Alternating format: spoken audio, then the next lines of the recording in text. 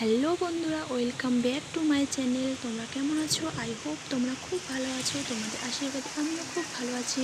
আমার কে আর সল blog channel থেকে তোমাদেরকে শুভেচ্ছা জানিয়ে আমি একটা নতুন মিনি ব্লগ শুরু করছি। কোনো কিছু শেয়ার করিনি। দেখো বৃষ্টি পড়ছে।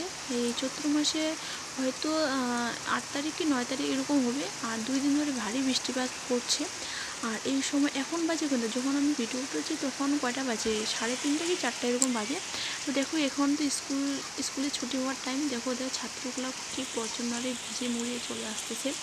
তো আমার না ছোটো দিনের কথা মনে পড়ে। আমরা এইভাবে প্রাইমারি স্কুলে যখন যেতাম তখন এইভাবে, তখন তো ছাতা অতটা ছিল না, ছাতা ছিল তখন প্রাইমারি স্কুল পাশে ছিল। তো এইভাবে বৃষ্টির জলে ভিজে ভিজে আসতাম। তারপরে যে বৃষ্টি শেষ হওয়ার পর কয়েকদিন পর যে সর্দি কাশি হয় না, কি বলবো। তো ছোটোবেলার সেই মজাটাই আলাদা। এখনকার বাচ্চারা তাও কম করে।